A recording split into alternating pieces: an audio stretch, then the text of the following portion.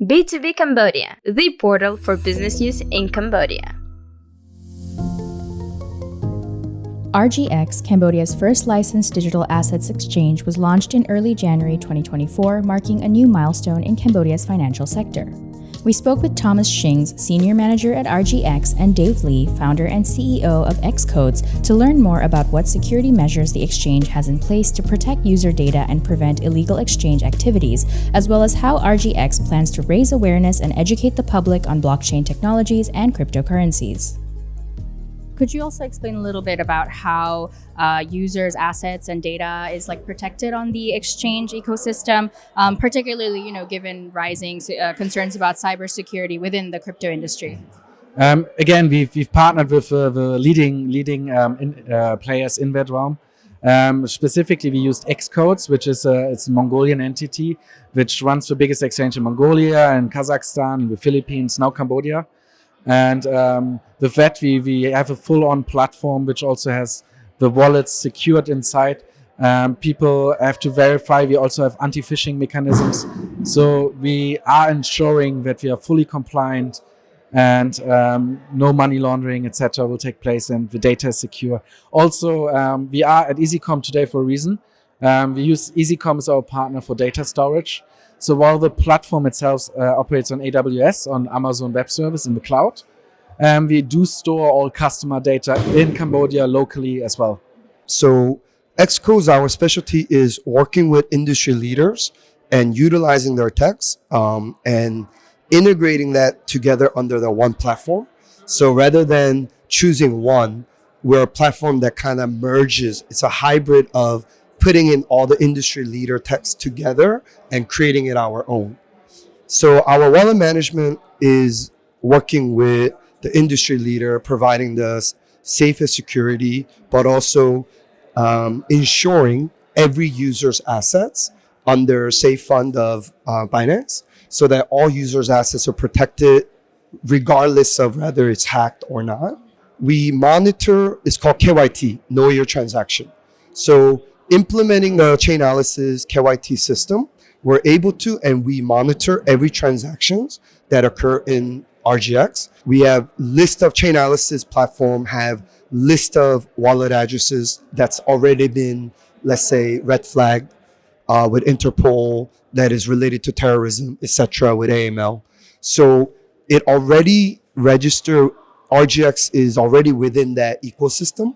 So we're able to monitor and we're able to identify any transactions that is illegal, that is aiding terrorists against AML, but also making sure that all transactions are within the sanctions and compliant. To speak a little bit about maybe Cambodia's position in the international crypto market, of course, it's still developing. Cambodia is fairly new in this market. What opportunities and challenges do you see for RGX and digital asset adoption here in Cambodia, considering the broader crypto landscape?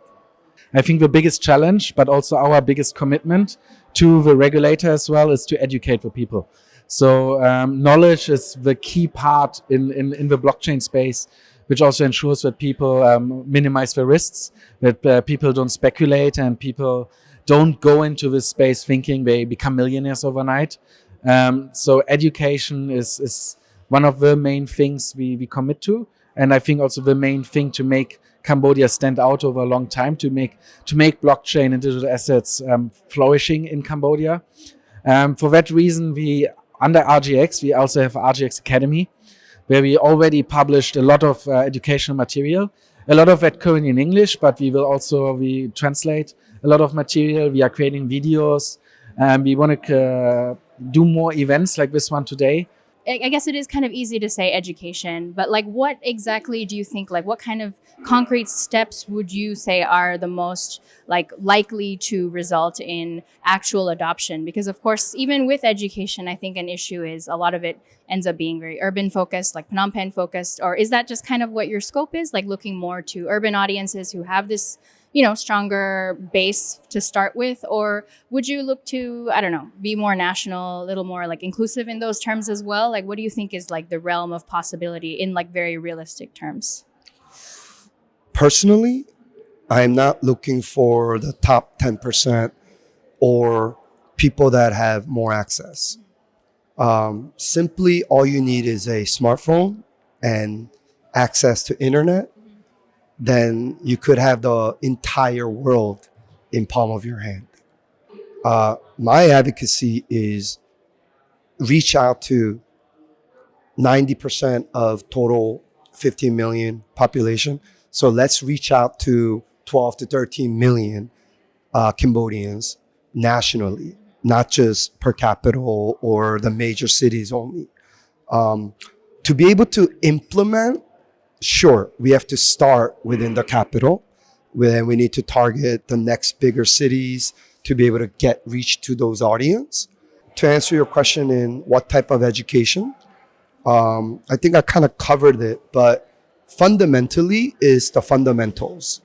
I want to be able to advocate, teach the fundamentals of a blockchain network, because a digital asset is just a tokenization within that blockchain network and utilizing the blockchain.